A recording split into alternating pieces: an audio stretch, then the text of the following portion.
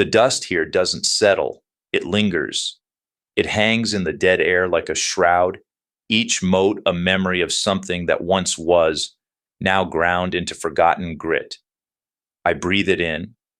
I am made of it now. I am the whisper in the cracked walls of the necropolis, the faint chill that runs down your spine when you think you're alone. I had a name once. It's a phantom taste on a tongue I no longer possess. I had a friend, too.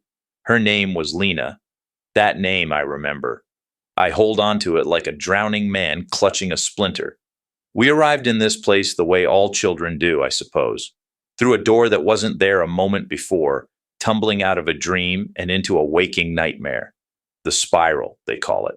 A world built on lies, twisting back on itself. Our particular piece of hell was this city of endings, the Necropolis.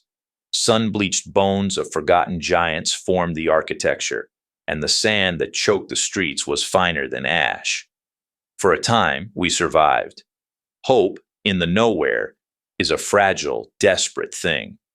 Ours was a pact whispered in the dark, a promise to find a way out, together. Lena was clever with her hands. She could fashion a lockpick from a bit of discarded wire. I was the lookout, the one with sharp eyes, who could spot the shift of a shadow that meant something was watching. We were a team. We were going to make it. The first time we heard it, we thought it was the wind. A low moan funneled through the skeletal remains of the city. But the air was still, heavy, and hot. The sound grew. A rhythmic, wet scraping accompanied by a low, gurgling coo. It was the sound of something immense and infantile. We scrambled into the hollow of a colossal ribcage, peering through a fissure in the bone. It came into view, eclipsing the pale, false sun.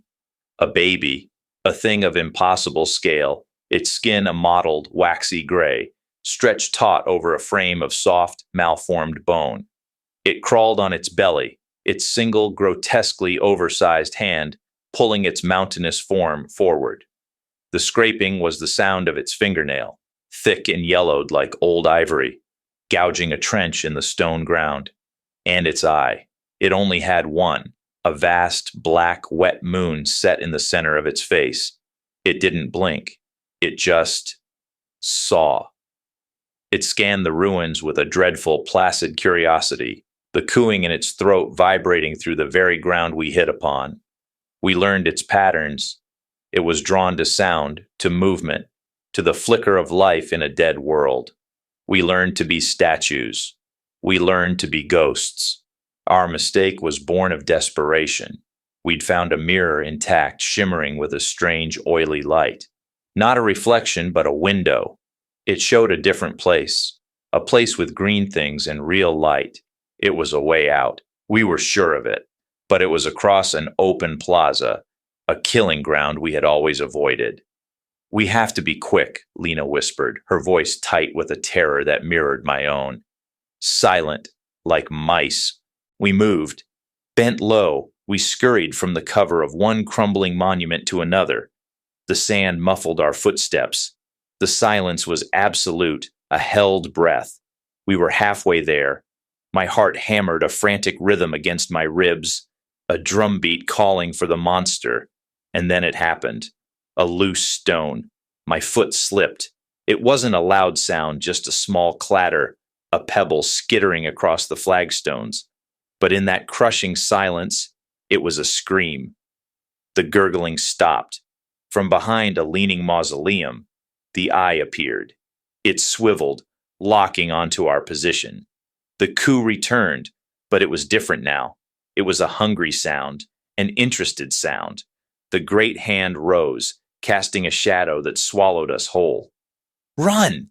Lena screamed, grabbing my arm. We ran. We didn't look back. The ground shook with each pull of its colossal limb. The scraping was deafening right behind us. The air grew thick with the smell of sour milk and decay. I could feel the pressure of its presence, a physical weight pushing against my back. We saw a narrow crack in the foundation of a towering statue, not big enough for both of us to enter at once. Lena pushed me toward it. "Go! I'm right behind you!" I squeezed through, the rough stone scraping my skin. I turned, reaching back for her hand, my fingers just inches from hers, and then the shadow fell. I didn't see the hand grab her. I saw the light go out of her eyes. I saw the surprise, the sharp intake of breath that was never released. There was no scream, just a soft, final pop, like a berry crushed between thumb and forefinger. The scraping sound moved away, followed by a wet, contented gurgle. I stayed in that crack for a cycle of the false sun, and another, and another. The child I was died in there. What crawled out was something else, a husk, a memory. I didn't try for the mirror. What was the point? There was no out for one. There was only here. I thought I would be alone forever, a ghost in a city of the dead. Then they came. I saw them from my perch high in the skull of some forgotten behemoth. Two small figures, moving with a purpose I had long since lost. One wore a strange, bird-like mask and carried a bow. The other, with pigtails swinging, clutched a heavy wrench. They moved like Lena and I had, a dance of silent communication and mutual reliance. I watched them. I saw the boy, Lo, I think they call him, notch an arrow, not to kill, but to create a distraction, a sound far away from them. I saw the girl, alone, use her wrench to turn a rusted gear, opening a path they could not have passed otherwise. They were smart. They were coordinated. They were everything Lena and I had tried to be. The air grew cold. The familiar rhythmic scraping began its overture in the distance. My spectral body trembled with a fear that time had not erased. I wanted to scream a warning. Don't you hear it? Run! Hide! It will find you! It will take one of you and leave the other to rot. But no sound came. I was a spectator to my own replayed terror. The monster baby emerged, its single eye scanning the ruins. It moved toward the sound of the arrow Lo had fired. I watched as the two children scurried past, using the distraction perfectly.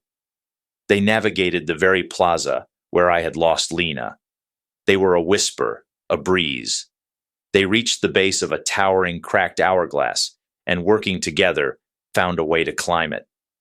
From my vantage point, I saw the monster baby realize its deception. Its head tilted, a gesture of infantile confusion that curdled my non-existent blood.